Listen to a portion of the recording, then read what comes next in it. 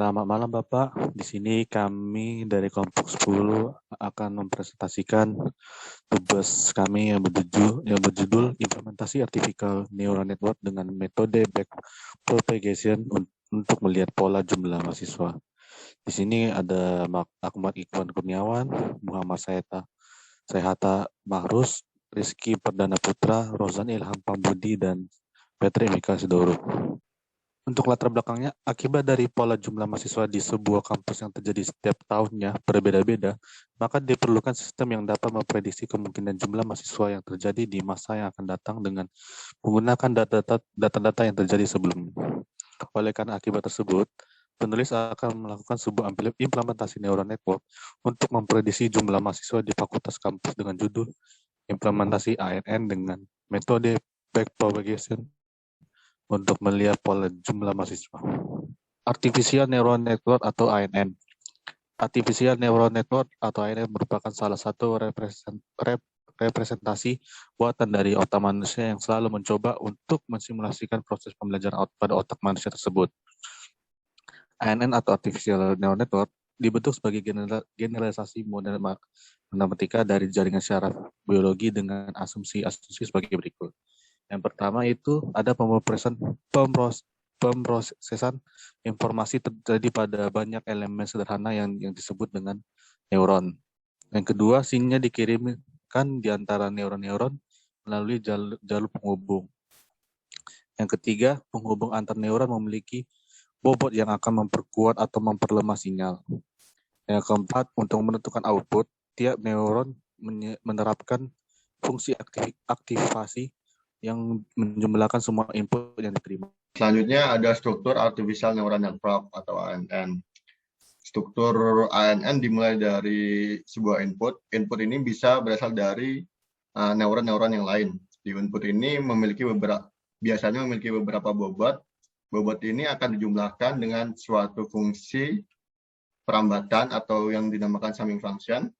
Lalu dari hasil tersebut akan berlanjut di fungsi aktivasi. Nah, di fungsi aktivasi ini nilai-nilai tersebut akan dibandingkan dengan nilai ambang tertentu atau yang dinamakan threshold. Jika melebihi threshold, maka nilai dari tiap neuron akan dibatalkan. Namun, jika fungsi tersebut di bawah nilai ambang atau threshold, maka akan berlanjut ke output dan dikirimkan ke neuron-neuron lainnya. Gambar di atas menjelaskan struktur ANN secara mendasar, seperti input berfungsi sebagai dendrit. Dendrit itu mengirimkan impuls yang diterima, terus output berfungsi sebagai akson, yaitu yang mengirimkan impuls dari badan sel ke jaringan lain. Selanjutnya ada fungsi aktivasi yang berfungsi sebagai sinapsis, yaitu fungsi yang akan menghubungkan antara dua sel syaraf. Menurut Febrianto dan Mustafidah tahun 2013, backpropagation merupakan algoritma yang terwaris dan biasanya digunakan untuk perseptron dengan banyak lapisan untuk mengubah bobot-bobot yang terhubung dengan neuron-neuron yang ada pada lapisan tersembunyi. Algoritma backpropagation juga dipakai pada aplikasi pengaturan, yaitu untuk mengubah fungsi-fungsi di dalamnya, karena proses pelatihannya didasarkan pada hubungan yang sederhana. Jika keluaran memberikan hasil yang salah, maka bobot penimbang atau weight dikoreksi agar nilai galatnya atau error dapat diperkecil dan respon jaringan selanjutnya diharapkan akan mendekati hasil sesuai target, serta memperbaiki bobot penimbang pada lapisan tersembunyi. Tahapan backpropagation di sini terdiri dari dua menurut Daneswa dan Martini tahun 2004. Yang pertama ada langkah maju, feed forward. Ya, ini langkah perhitungan bobot-bobot neuron hanya didasarkan pada vektor, masukan, dan tidak mempunyai hubungan yang berulang di dalamnya. Kedua ada langkah propagasi balik atau backpropagation, di mana langkah bobot diperhalus dengan cara nilai target atau keluaran dan mempunyai hubungan yang berulang di dalamnya, yang menghubungkan antar sarafnya. Di gambar berikut, langkah maju ditunjukkan dengan panah hitam tanpa putus-putus. Nah, selanjutnya lanjut ke langkah backpropagation, yaitu kembali mengelup ditunjukkan oleh titik-titik, panah titik-titik di gambar di samping ini. Tahap-tahap proses training. Yang pertama, ada 4 tahap. Nah, sebelumnya kita jelaskan proses training terlebih dahulu, yaitu proses untuk mengolah data sehingga jaringan syaraf tipuan dapat mengenali pola data tersebut berdasarkan target yang ditentukan. Maka dilakukan langkah-langkah sebagai berikut. Yang pertama, tahap inisialisasi, yaitu memberikan nilai awal terhadap variabel-variabel seperti nilai atau XI, bobot atau WI, target atau YD, learning rate, alpha, dan threshold theta. Yang kedua ada tahap activation. Pada tahap ini ada 2 kegiatan, yaitu menghitung output aktual pada hidden layer dan menghitung output aktual pada output layer. Selanjutnya ada tahap weight training. Pada tahap ini dilakukan dengan 4 kegiatan, yaitu menghitung error gradient pada output layer, mengupdate bobot dari hidden layer ke output layer, menghitung gradient pada hidden layer, dan mengupdate bobot dari input ke hidden layer. Yang terakhir ada tahap iteration, proses pengulangan ke langkah-langkah sebelumnya sampai dengan error yang ditetapkan tercapai. Kita menuju ke pembahasan implementasi. Jadi seperti yang terlihat di slide, di sini ada data training. Data training itu seperti yang dijelaskan tadi, merupakan data yang digunakan untuk memberikan pelatihan pada jaringan saraf tiruan, sehingga jaringan saraf tiruan dapat mengenali pola yang ada. Di sini tuh ada data input dan data output. Data input terdiri dari beberapa klasifikasi mahasiswa setiap jurusan. Ada jurusan teknik komputer, teknik sipil, dan teknik mesin. Sebelumnya di data training ini kita menggunakan data mahasiswa tahun 2011 sampai 2013. Di sini ada data training untuk input, yang tadi sudah saya sebutkan, yaitu klasifikasi setiap jurusan. Terus ada data output dan training output, yang merupakan total jumlah mahasiswa tahun 2011, 2012, dan 2013. Data output itu berguna sebagai target di mana data output didapatkan dari keseluruhan data. Selanjutnya ada Selanjutnya ada data pengujian. Data pengujian kita mengambil dari data 2014 dan 2015. Data pengujian kita gunakan sebagai pembanding. Jadi apakah sistem kita sudah bekerja secara efektif atau belum? Di sini telah disebutkan. Jadi data pengujian, data untuk mengukur sejauh mana classifier berhasil melakukan klasifikasi dengan benar. Karena itu data yang ada seharusnya tidak boleh muncul data training. Jadi datanya sebisa mungkin kita mengambil dari data selain data training. Di sini kita mengambil data setelah tahun 2013, yaitu 2014, 2015, dan 2016. Data yang ada seharusnya tidak boleh muncul data training, sehingga dapat diketahui apakah model classifier sudah pintar. Jadi kalau sudah pintar, maka data pengujian tidak akan jauh berbeda dengan data training. Di sini arsitektur ANN yang kita gunakan ada 3 layer, layer input, layer hidden layer, dan layer output. Pada layer input terdapat 3 simpul, di mana X1 merupakan jumlah mahasiswa tahun ajaran 2011, X2 merupakan jumlah mahasiswa tahun 2012, dan X3 merupakan jumlah mahasiswa tahun ajaran 2013.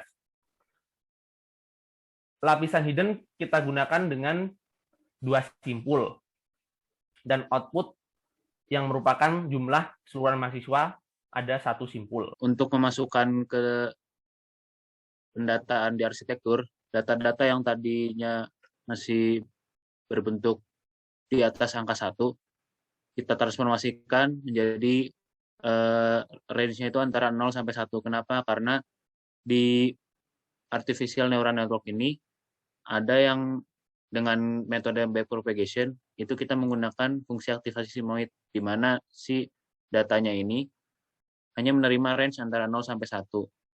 Yang lebih kecil lagi itu antara 0,1 sekian sampai 0,99.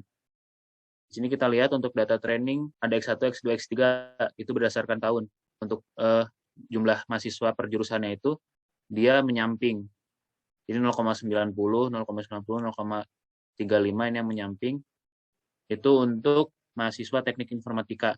Jadi untuk data training yang paling besar ini angkanya di teknik informatika dan yang paling sedikit itu untuk teknik mesin. Sama juga untuk data pengujian, dia ditransformasiin. Jadi ini tuh datanya berdasarkan rumus. Nah di sini kita bisa mendapatkan nilai error. Nah nilai error ini dari mana? Dari proses backpropagation. Jadi proses backpropagation ini artinya bolak-balik nanti. Jadi ada feed forward terus backpropagation sampai galat atau nilai error itu semakin kecil. Nah, dari hasil pengujian dengan arsitektur yang tadi sudah dijelaskan, di sini ada beberapa nilai error yang terbesar dan kecil. Di X1, X2, X3 ini untuk nilai error tiap jurusan tiap tahun 2011, tahun 2012, dan tahun 2013. Untuk totalnya tinggal dijumlahkan, untuk rata-ratanya dijumlahkan terus kemudian dibagi 3. Kemudian ini untuk pengujian arsitektur bentukan kami yaitu 321 terhadap data pengujian di MATLAB. Nah, berhubung nanti disimulasikan, kami tidak menggunakan MATLAB karena berat juga. Jadi ada aplikasi simulasi lain untuk mensimulasikan arsitekturnya. Di sini kita lihat tabelnya. Untuk tabel yang kita ambil itu data training. Nah, di sini X1, X2, X3 untuk 2011, T-nya ini adalah jumlahnya. Nah, terus kemudian di sini juga ada grafik. Grafiknya itu datanya dari tabel yang di bawah, yaitu perbandingan jumlah mahasiswa aktual dan prediksinya. Di sini 0,5 itu untuk yang teknik informatika. Jadi lebih tinggi berdasarkan tadi transformasi jumlah mahasiswanya di data training. Kemudian ini ada simulasinya. Oke, di sini kami menemukan aplikasi yang lebih sederhana daripada MATLAB. Jadi di sini aplikasinya itu menampilkan alur proses terjadinya neural network yang multi-layer perceptron. Nah, di sini kita kan tadi pakai 3 input. Jadi di sini ada 3 input kita tambah. Terus hiddennya tadi 2 dan outputnya 1. Dan layernya ada 3, yaitu layer input, layer hidden, dan layer output. Kemudian kita build. Di sini learning rate-nya kita kasih 90 aja. Nah, di sini data-datanya dari mana? Dari Excel-nya.